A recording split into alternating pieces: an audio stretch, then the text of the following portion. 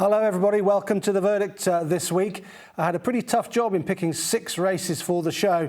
There was a lot of good action last week. I could have picked 10 or more, but we're confined to 6 races, so I hope I've chosen some that you will find of particular interest. But bear in mind, there may be the odd one that you thought should be in The Verdict but is not appearing this week. That's because there was so much good action on Racing TV last week. We will major on the July meeting at Newmarket, but we'll go to York a little bit later on and have a look at a horse who I think will feature in the Ebor later in the year. We'll start at Newmarket on Thursday. It was the beginning of the July meeting. Here are all the winners. Ancient Wisdom, a slowly run race to the opening contest. Whistlejacket, a 2-year-old. We'll have a look at him in a moment. Sergeant Wilco made just about all. Giavellotto, impressive on the clock. Magic Mild, another horse to make all the running. Al Muzmak taking the 4:45, and Sterling Knight taking the last. The feature of day one of Newmarket was that the ground was good to soft, and being prominent was really important. Let's have a look at the Race IQ time index. Remember, a scale of 0 to 10. For this particular time index, with horses allotted a score according to the time that they have achieved, and that is set against historical data for races of that class on the ground that they raced on at Newmarket on Thursday. The average was 6.16. A number of them were above average, including Giavellotto, who was the best time on the day at 6.74. And we'll have a look at him a little bit later on. I think he's a really good horse and he's improving all the time. Whistlejacket, first of all, though, the Aidan O'Brien 2-year-old who was beaten at Royal Ascot over 5 furlongs, and he's back up to 6 here. He came from 1, the second came from 2, and the third came from 5. Billboard Star and Aomori City were the other 2 to feature here. And as they jumped out of the stalls, Whistlejacket was very quickly into stride. I think he's a real good sprinter in the making. 0 to 20 miles an hour, according to Race IQ. The break speed, Whistlejacket 2.41 seconds, Billboard Star 2.59 seconds. So they were first and second in the race, and they were the fastest at 20 miles an hour in the race as well. As the race panned out, Ryan Moore was keen to get on with it on Whistlejacket. You remember in the Norfolk Stakes at Royal Ascot, he got a little bit outpaced and then he ran on really strongly, and he went through the line very hard that day in defeat. And here I think Ryan was keen to utilise his speed and also to let him just bowl along, because 6 furlongs was sure to suit him better. And Ryan got it absolutely right in front. His finishing speed percentage was 101.66. Meant he rode an even race on this fella, who quickened up in really good style through the 4th furlong. He went 10.98 and then sustained speed from him. He's able to do that again through the 5th furlong as well. He does it a little bit whilst hanging to his left, and he ends up over on the far rail, but he still pulls readily clear of Billboard Star, who plugs away for second, and the keen going Aomori City back in 3rd.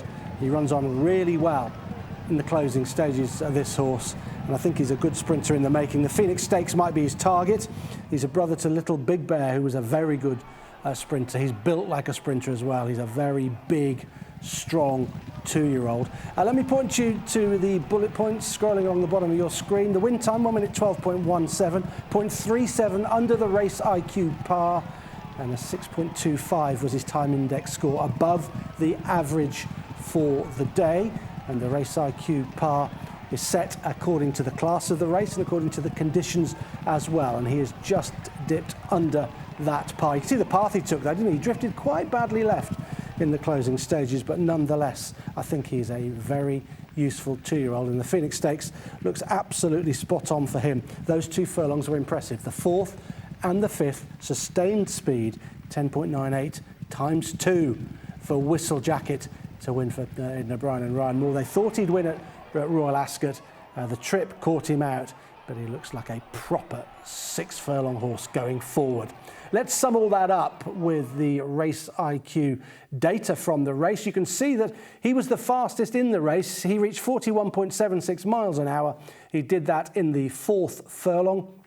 And look how evenly it was run. Most of the runners, bar one, Ain't Nobody, getting an FSP of just over 100. So it's a good performance from Whistlejacket, and I think he'll be very hard to beat in the Phoenix. OK, let's turn our attentions to a horse who might just go under the radar. He certainly has so far in his career, but he's put up a very good time performance in winning at Newmarket on Thursday afternoon. It is Giavellotto, who was pretty impressive in winning. Let's have a look at this race now. He was stall 5 that he came from. He beat a rest from 4, time lock from 3, and he was backing up a success at York last time up. And I think he is a lot better than people are giving him credit for. This was an interesting race. Tactically, they split into 2 groups earlier on, and Outbox leading them towards the rail. And there goes Hamish, who was favourite for this. He was a shade of odds on. Tom Markander's gone to join the group that's going sort of down the middle of the track, led by Kieran Schumacher on a rest. A time lock a bit keen, and Ryan Moore sat in second. The winner's third, and Hamish is last. But Tom Markander will make a decision now. He thinks, oh, well, I've gone to that group. I think I'm in the wrong group. And he'll go and join what are the 2 outsiders in the race, and he decides to track them. I don't think that was a very smart decision, but nonetheless, Hamish has underperformed. It's a rare poor effort from him, and he was a bit disappointing back in 4th place. The story of this race is that it was quite steadily run in the early part of it, but the gallop was wound up a long way out, and it was Kieran Schumacher who took the bull by the horns. He's taken them out towards the middle of the track there, and they are the horses, the 3 horses that are involved in the finish towards the middle. And Kieran winds this race up from 5 furlongs out. The Race IQ sectionals tell us that he was going through 12.81, a 12.42, a 12.51, and then when he gets to the mile pole, 5 to go, he puts on the accelerator, 11.77 followed by an 11.38. So Rest is winding it up from a long way out. Giavellotto is tracking, and he goes through furlong 9 in 11.38, but he's got 3 or 4 lengths to make up on Rest, who's kicking now from the front. Hamish is in a poor position towards the stand side and already niggled along. Giavellotto is still on the bridle though, and going pretty well at this part of the race. It's a race that's wound up a long way out. Here comes Giavellotto now, who's got lots of speed for a stayer. That's why I really like him. He stays a mile and a half plus, no problem, but he can quicken. That 11.38 and 11.36 that he produces in the closing stage is way too good for a Rest, who's a bit one-paced, and to be fair to him, he'd been wound up a long way out. Giavellotto finishes with a finishing speed percentage of 104.15, so he's quite quick through the final 3 furlongs, 4.15% quicker than the rest of the race. And given how it was run, that is a good performance. That's a good turn of speed for a stayer, and he's eased down close home. I think this is a real top effort. It's a really good effort on the clock, and he was quite impressive there with the way he quickened up. Yes, he was in the right group, and yes, Rest had something of a target on his back, having kicked a bit too soon, but nonetheless, this was a nice effort from him. The Irish St Ledger might well be on the agenda for him now. Look at his win time, bottom of your screen, 2:31.2, 1.68 under the par set by Race IQ, so it's a good performance on the clock overall from Giavellotto, who's got a really good attitude, and he's getting his act together now. It's fair to say he's getting better all the time, this fella, and I do like a stayer that can just show a bit of a turn of speed, a turn of foot, and that's exactly what he did to run a Rest down in the closing stages. And look how far clear they've gone of the Rest. Time lock admittedly was a bit keen through the early part of the race, but really easily seen off by Giavellotto, who's produced a big speed figure here.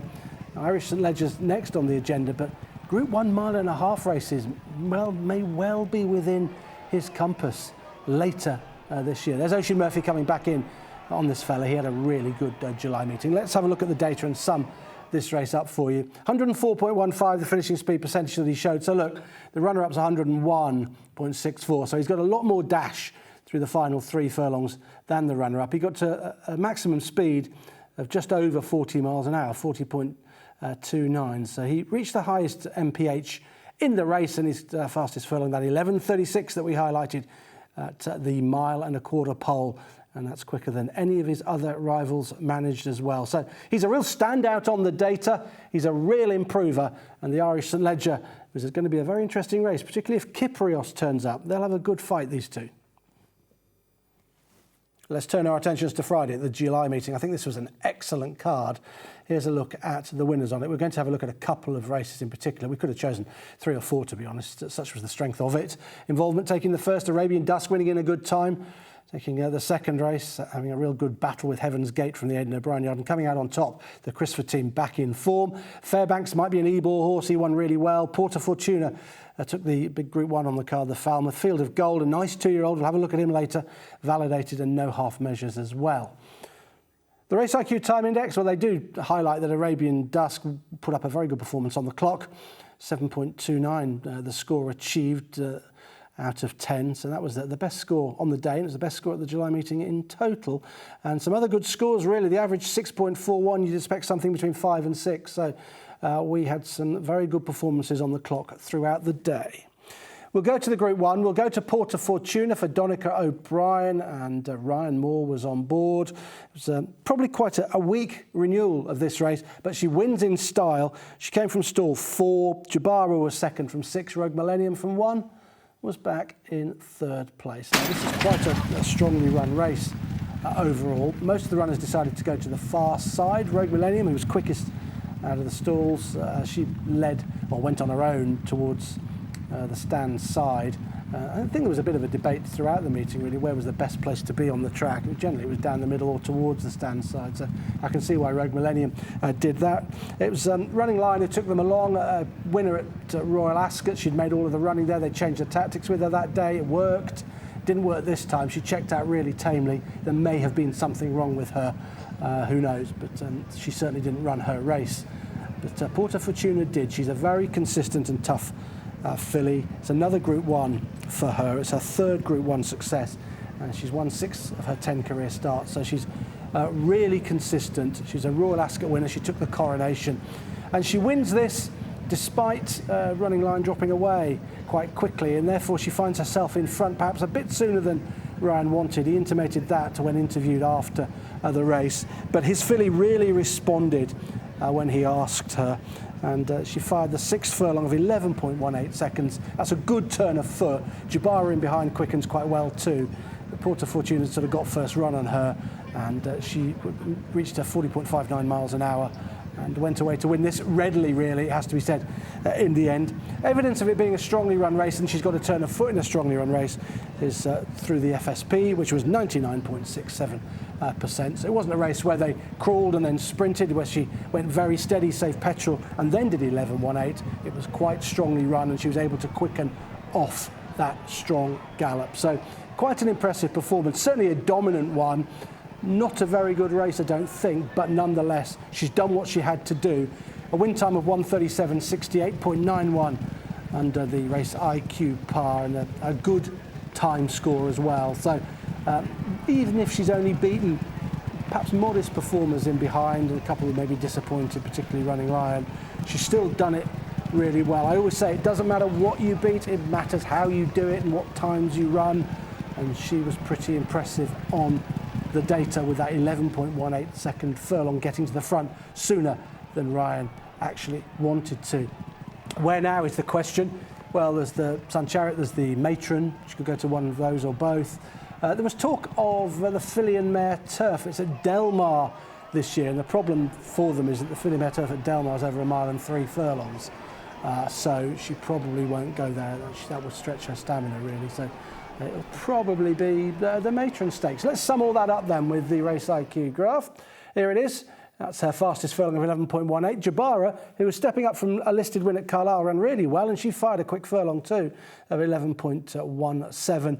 Those FSPs tell the tale of how the race was run. 99.67 and 97.96 for Jabara. So all under 100%. It was quite a strongly run race, but Porta Fortuna dominant in this, and there's more to come from her, particularly when she takes on the fillies and mares. It's going to be tougher if she takes on the boys, but she's been very well placed by Donica O'Brien, and I'm sure she'll continue to be so. There were lots of good 2-year-old performances over the 3 days at Newmarket. I've picked out one that might go under the radar a little bit. Field of Gold, who won on Friday for John and Thady Gosden. I think he's a pretty nice horse. I've got an eye catcher for you as well in this race. Field of Gold came from stall 7, Stars in Their Eyes from 6, Mount Kilimanjaro from 9. And keep an eye on stall 13, that's Our Terms. That's the horse I want you to put in your racing TV trackers to follow going forward. Just watch the trip that he gets through the race. He's a debutant for Richard Hannon. Field of Gold's not a debutant in here. He's had one run already where he checked with promise without being given a hard time. And here he is always prominent, and he shows sustained speed through this contest to win going away and win decisively in a race that I think will work out pretty well. How was it run? It was pretty even, really. 102.12% the finishing speed percentage, so 2.12% quicker in the closing furlongs than the previous part of the race. And that figure was achieved with quite a nice burst of speed. Furlong 5, 11.24 from the winner, and then managed to back that up through the next furlong, 11.27. So he's got quite a turn of foot, this fella, and he's won really decisively in the end, edging towards the stand side. I think that's the best place to be. Meanwhile, Our Terms, my eye-catcher horse, switched towards the far side, finishes back in 4th place, perhaps on the wrong part of the track. But look at the way this horse clears away in the closing stages, having done 11.24, having done 11.27, to back-to-back good fast furlongs. He's then just nudged out by Kieran Schumacher, and he's down a little bit in the closing stages to beat Stars in Their Eyes, who are running on okay for 2nd place. And that's a pretty smart performance. And one thing really told in the aftermath of this race, that John Gosden said Group 1s are next. He's not going to go softly. A Group 1 is going to be next for this horse. So I do think he's pretty good. Our Terms was quite slowly away and was drawn in the wrong part of the track, stall 13, but ran on quite well in the closing stages, on the wrong part of it, and quickened up quite well and ran around a bit under pressure. So I think Our Terms is a surefire winner going forward. You can see that the win time was 1:25.54, over a second under the Race IQ pass. That's a good performance from this horse, who stepped up markedly on what he achieved on his debut. I really like him. I think there's a lot more to come from this fella. And if you watch it again, you'll see how well strung out they are also. They're all over the place in the closing stages. There's some well-bred individuals in this race. So he was one of the better 2-year-olds, I think, that we saw over the 3 days. It'll be interesting to see where they decide to go with him. And what's his main asset? Well, his main asset is that he's able to sustain his speed through the race. We highlighted those 2 furlongs where he was able to quicken up, 11.24 and 11.27. So what I wanted to do is just visualise the sectionals for you. Left-hand side of the screen, you've got the sectional time and you've got the sector of the race underneath as represented by furlongs. As the line goes down, he's getting quicker and quicker. And look at him here. He's getting quicker and quicker and quicker through the race until he gets tired in the final furlong. But remember, he was eased down as well. That is a display of sustained speed from this horse, Field of Gold. And I think there's an awful lot more to come. And a Group 1 probably awaits next time. Let's turn our attentions to July Cup Day on Saturday afternoon at Newmarket. Here are the winners from that cut. I think it was a very good one. Desert Flower, a very interesting filly, taking the first. Asian Days winning the second. First Conquest. He was back into handicap company, won the 250. Ancient Truth, he's a nice 2-year-old as well. Aalto took the Bunbury Cup over 7 furlongs. Millstream winning the big race, the July Cup for Jane Chapelheim, and Lord of Love for the Gosdens, a slowly run race, winning the 5:10 contest. Let's have a look at the time indexes that these horses have achieved on the day. They're all pretty good. Most of them above average, the average being 6.2. So we had some good times on the card. Second last race was the Millstream race, 6.49 achieved in the July Cup. Look at that slowly run race, that 1.5-mile race, 3.48 for Lord of Love. So let's have a look at the July Cup. Millstream from stall number 11, getting the better of Swing Along from 7. Van Dijk, the returning Van Dijk, missed the Commonwealth Cup because he wasn't right, and he was 3rd, and Art Power was 4th, the Grails from stall number 10. What about out of the stalls? That's always very important in these big sprints. Millstream, 7th fastest, 2.54 seconds to get to 20 miles an hour. And Swing Along was quickest, 2.17 seconds for Swing Along, who's the horse with the big white face in the middle, and disputed the lead with Art Power. And River Tiber showing plenty of speed towards the stand side. And between them, Inisherin, who was strongly fancied to Landis, but it was a little bit disappointing for the second time this year. It was disappointing at Newmarket because he ran in the Guineas, where he didn't really stay. Look at Jassur, the grey horse, number 10, very keen, flashed loads of speed, but just too keen, just did a bit too much and paid for that late in the race. This is a strongly run sprint, as you might imagine, because Swing Along are Power taking each other on, River Tyburn and Sherin taking each other on, and Jassur's got involved as well. To your right-hand side of the white cap, here comes the winner, Millstream, who's a strong stayer at this trip. Fifth furlong, managed to do in 11.29 seconds. That's a good penultimate furlong from Millstream to get into contention from a position towards the rear of the field, and then ran on really strongly. Final 2 furlongs, 24.24, the best in the race. Very strong staying performance in a race that was strongly run, courtesy of that contested pace in the early part of it. And Millstream, who was very tough earlier in the year, in a similar fashion really, when winning at York, is very tough here again, staying on strongly, but perhaps aided by a strong gallop and sitting off that gallop in the early stages of the race. Finishing speed percentage for the winner of 97.52. He wasn't quickening, he was getting tired, but those others that had been up with the pace, they were tiring more quickly than he was, and he ran on really well. Look at the left-hand side of your screen, perhaps not the best place to be racing. Van Dijk, good return for him from stall 5, back in 3rd. That'll have got the rustiness away from him, and there might be better to come from him going forward. I'd like to make a plea for Swing Along with though as well, because he led them at that furious pace, and it was a contested pace, but yet he managed to finish 2nd, kept going pretty well in the closing stages. He was pretty tired in the last 100 yards or so, but a drop to 5 furlongs might really suit Swing Along. He's only run at the trip once in his life, so it might be interesting if he was dropped in trip. But this horse in shot takes the July Cup, deserves this Group 1. Quickened up pretty well in the closing stages, that 11.29, surging him into contention and then staying on stronger than the rest in the final furlong. Prix Maurice de Geest might be the place where he's going to go. Another half a furlong would really suit him, but for now, he and William Buick can revel in Group 1 glory in the big sprint at Newmarket on Saturday. These are the details courtesy of Race IQ. He got to top speed of 42.54 miles an hour, and his fastest furlong, 3rd furlong, 10.65. You can see those figures for the fastest furlong, all the 2nd or 3rd furlong, so that's evidence of a very strong early pace, and his finishing speed percentage 97.52. Look at some of those other FSPs, horses finishing very tired in a strongly run July Cup.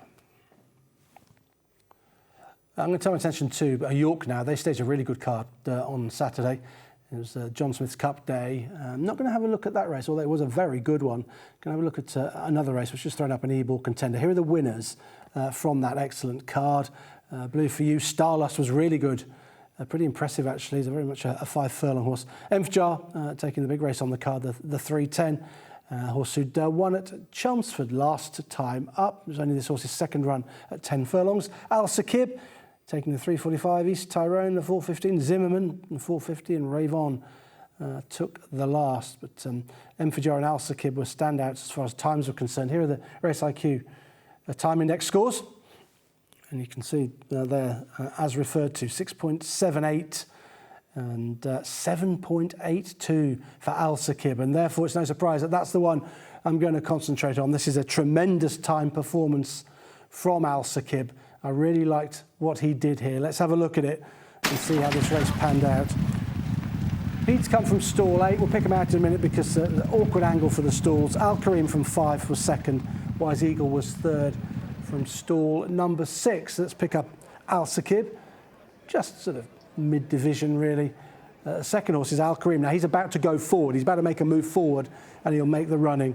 And Wise Eagles dropped out in the early part of the race. They took just a moment or two to get themselves organised here, but once they did get organised, Al Karim ensured a very strong gallop. And that's why we've got a good time here, because off that strong gallop, Alsakib has just kept rolling, and he was quite strong through the line in the end. You remember that he was 4th at Ascot. He ran really well at the Royal Meeting in the Copper Horse, where he finished 4th. That was a very good effort behind Bellocchio. They might meet again in the E-ball, and the E-ball will surely be the place that Alsakib will go after this very good time performance. Now, finishing speed percentage for this race was just under 100. It was 99.72%. telling us it was quite evenly run. And when you get an evenly run race, you get a good win time, and that's exactly what we've got here.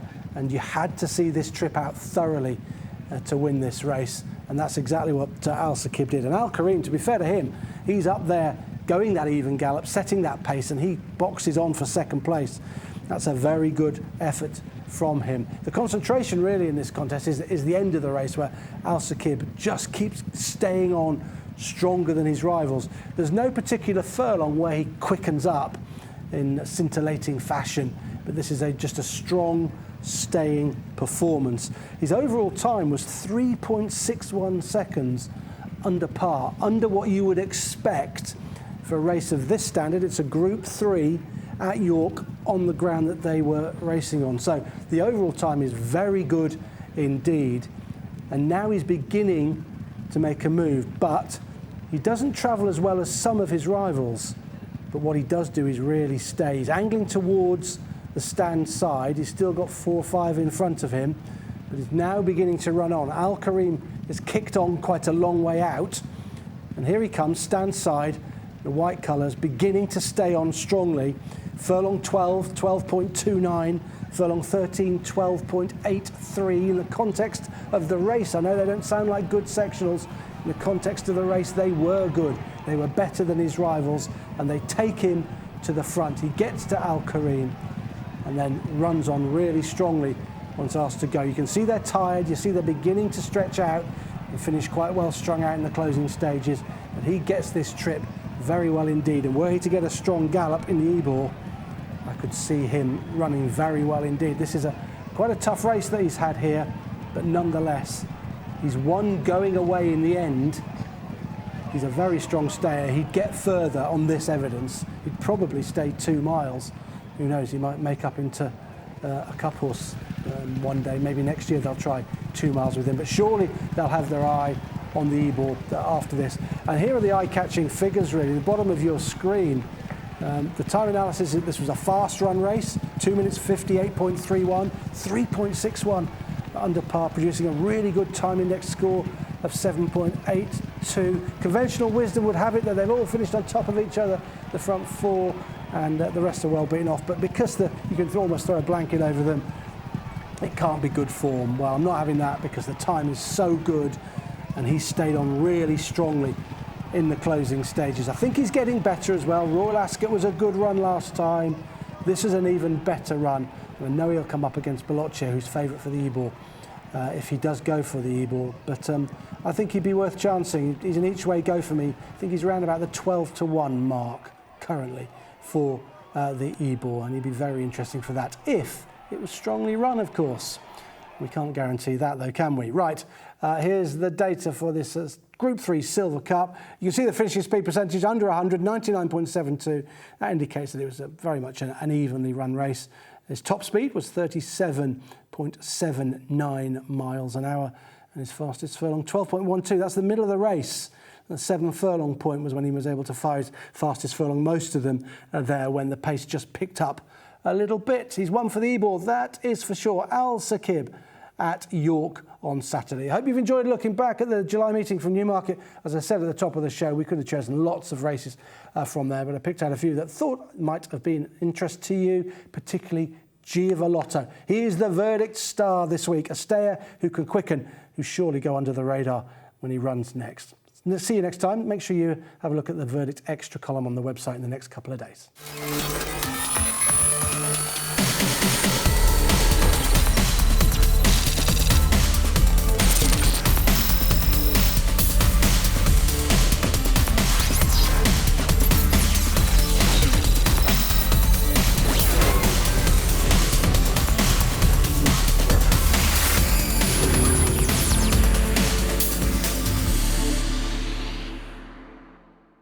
At Racing TV, 100% of our profits go back into racing.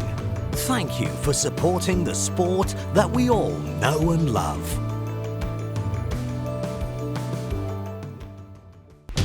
Watch live racing now on racingtv.com.